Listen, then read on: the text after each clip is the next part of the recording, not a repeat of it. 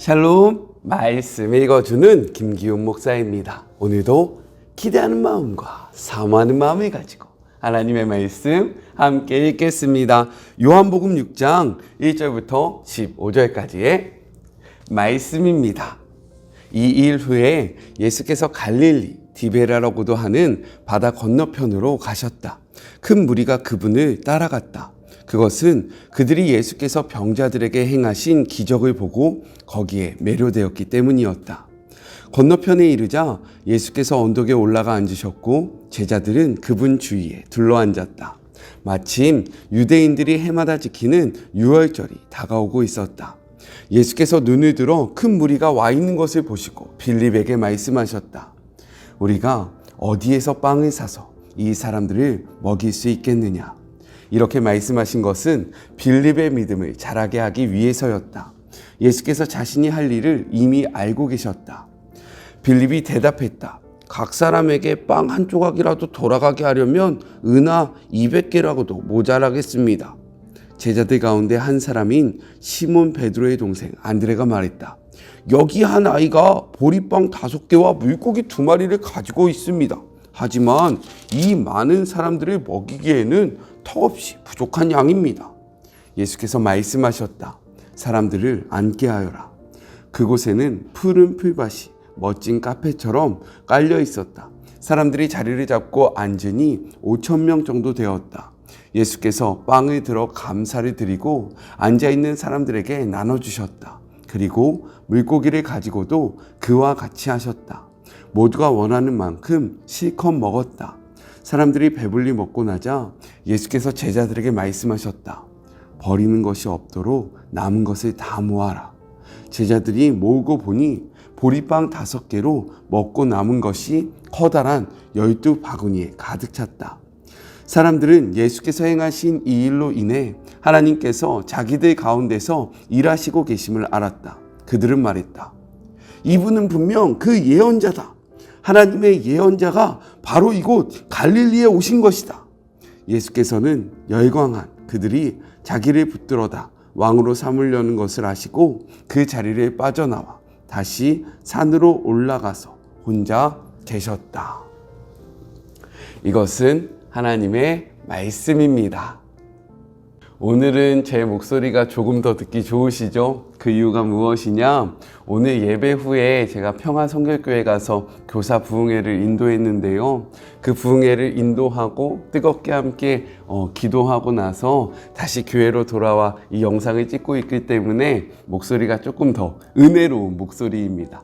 네, 감기 걸린 거 아니고요. 아픈 것 아니니까 걱정 안 하셔도 됩니다. 네, 대신 제가 요즘에 좀 스케줄이 많이 바빠요. 체력 안배를 잘 할 수 있도록 그리고 지치지 않는 힘과 하나님의 은혜가 저희 삶 가운데 가득할 수 있도록 같이 기도해 주시면 너무나도 감사하겠습니다. 오늘 말씀은요, 내용상 4부분으로 나눠서 생각해 볼 수 있어요. 먼저 첫 번째 1절부터 4절 표적을 보고 따르는 큰 무리에 대해서 이야기를 하고 있습니다.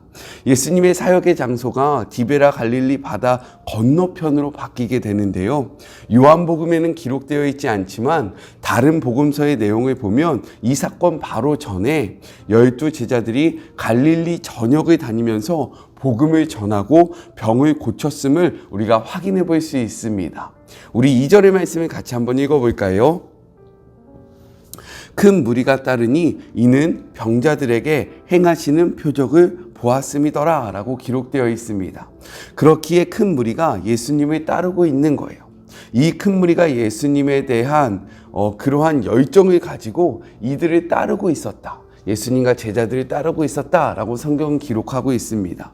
이어서 성경은요, 왜 이 큰 무리가 열정을 내며 예수님의 뒤를 뒤따르게 됐는지 그 이유에 대해서 설명을 하는데요. 그 이유가 예수님을 메시아로 알았기 때문도 아니고 또한 그분의 가르침을 받고자 함도 아니라 오직 순전히 표적을 보기 위해서였다라고 이야기를 하고 있습니다. 여기서 우리는요, 우리들의 삶의 모습을 한번 돌아봤으면 좋겠어요. 우리는 왜 열정을 가지고 신앙생활을 하고 있습니까? 혹시 공동체 사람들이 좋아서 혹은 교회에 있는 것이 재밌어서 혹은 여러 가지 경험을 할 수 있는 장이 열려서 우리가 신앙생활에 열정이 내고 있지는 않는지 우리들의 모습을 돌아봤으면 좋겠고, 우리들이 다른 것을 인해서 하나님의 이 복음 사역에 열정을 내는 것이 아니라 오직 예수 그리스도를 구세주로 믿고 말씀을 통해서 정말로 이 말씀이 예언하신 분이 예수 그리스도라는 그 확신 아래 우리가 하나님을 향하여 열정을 내는 주의 모든 자녀들이 되었으면 좋겠습니다. 우리 다른 것에 마음 뺏기지 말고요, 말씀이 무엇이라고 이야기하는지, 그리고 이 말씀을 쫓아 열정을 내는 주의 모든 자녀들이 되었으면 좋겠어요. 둘째, 5절부터 9절 예수님을 바로 알지 못하는 두 제자에 대해서 이야기를 하고 있습니다. 요한복음에는 기록되어 있지 않지만 5장과 6장 사이에는요 6개월에서 최대 1년이라는 그러한 기간이 존재합니다. 이 기간 동안 예수님은요 제자들과 함께 하시면서 나인성 과부의 죽은 아들을 살렸고요, 그리고 12 제자에게 능력과 권세를 주시면서 둘씩 파송하여 많은 일들을 감당케 하셨다라는 거예요. 이렇게 많은 일들이 지나고 나서 예수님은요 묻고 계신 겁니다. 5절 후반부에요, 우리가 어디서 떡을 사서 이 사람들을 먹이겠느냐 하시니. 왜 물어보십니까? 성경은요 그 이유를 이렇게 이야기하고 있어요. 6절의 말씀입니다. 이렇게 말씀하시는 친히 어떻게 하실지 아시고 빌립을 시험하고자 하심이라 라고 기록되어 있어요. 예수님과 함께한 시간 동안 수많은 이적들을 통해서 제자들이 예수님을 어떻게 바라보고 있는지 확인하고 싶으셨던 것입니다. 이러한 질문 앞에 빌립은요 가진 것에 비해서 필요한 것이 너무 많다며 이 무리를 먹일 방법이 없다라고 대답을 합니다. 안드레는요 필요한 것에 비해 가진 것이 너무 적다라고 이야기하면서 이 무리를 먹일 수 없다라고 이야기해요. 죽은 이를 살릴 때에도 함께했고, 예수님이 자신들을 파송할 때 귀신을 제어할 능력과 권세를 주셨는데도 그들은 아직도 눈앞에 보이는 현실의 문제에 더욱더 집중하고 있었음을 우리가 말씀을 통해서 확인해 볼 수 있다는 거예요. 우리는 성경을 통해 하나님의 위대하심과 그리고 예수님의 메시아 되심을 충분히 경험했습니다. 그렇다면 우리는 어떠합니까? 혹시 빌립과 안드레 같이 현실을 바라보면서 이야기하고 있지는 않습니까?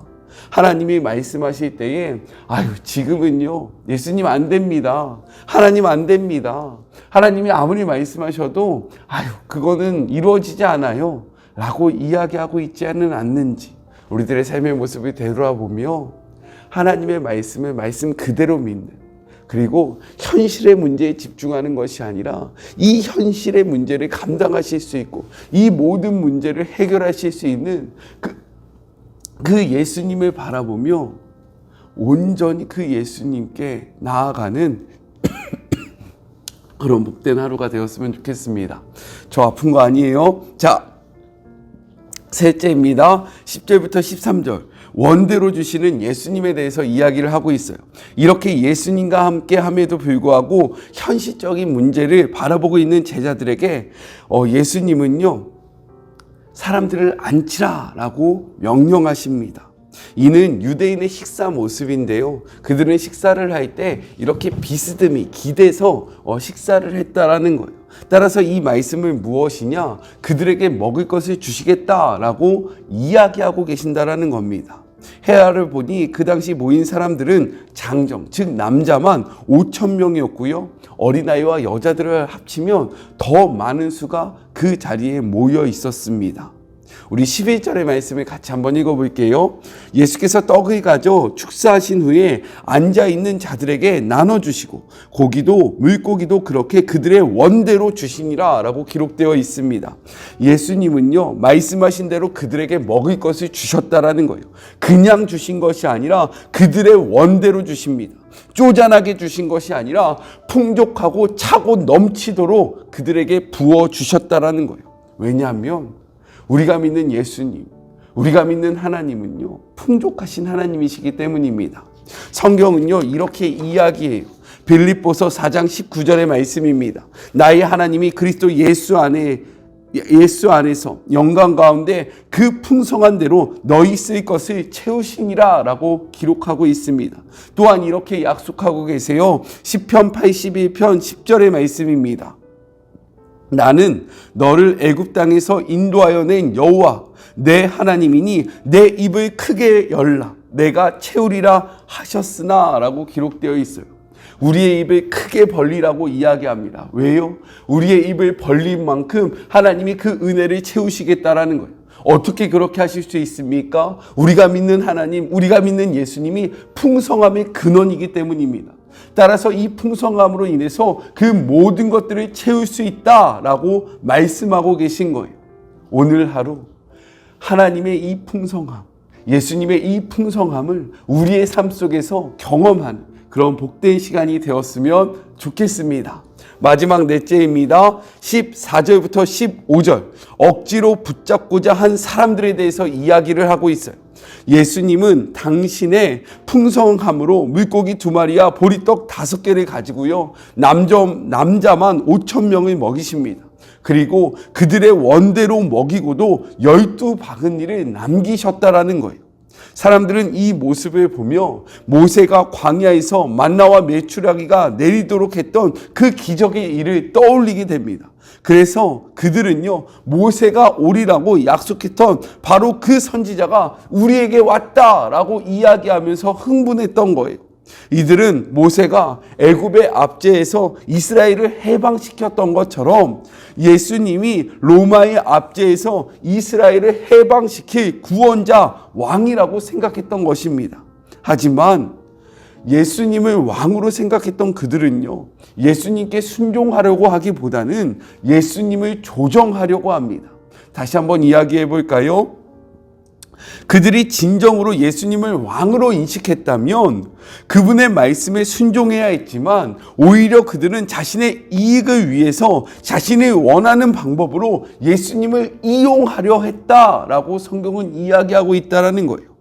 우리는 예수님을 하나님의 아들이라고 고백합니다. 그렇다면 우리에게 필요한 삶의 모습은 하나님의 아들 되신 예수님의 말씀에 순종하는 삶이지 우리의 유익을 위해 하나님의 아들이신 예수님을 조정하려고 해서는 안 된다라는 거예요.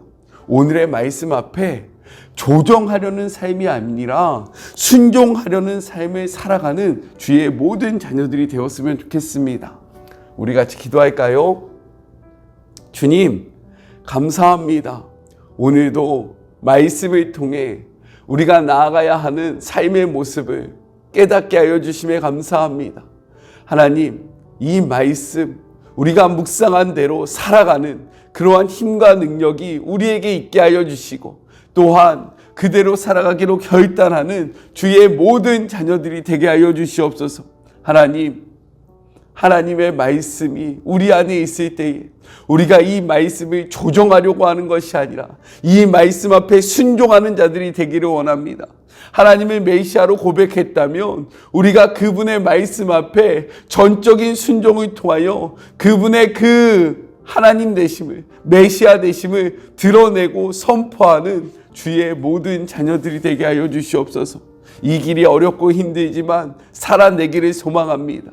하나님께서 보혜사 성령님을 우리에게 보내주셔서 이 말씀을 살아갈 수 있는 힘과 능력을 우리에게 허락하여 주시옵소서. 함께 하실 주님을 기대하며 거룩하신 예수님의 이름으로 기도드립니다. 아멘. 조정하는 것이 아니라 순종하는 삶의 모습이 우리에게 필요합니다. 이를 기억하는 복된 하루가 되었으면 좋겠어요.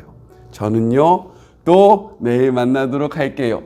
사랑하고 주님의 이름으로 축복하면서 오늘 하루도 힘내세요. 우리 내일 만나요. 안녕. 오늘도 수고하셨습니다.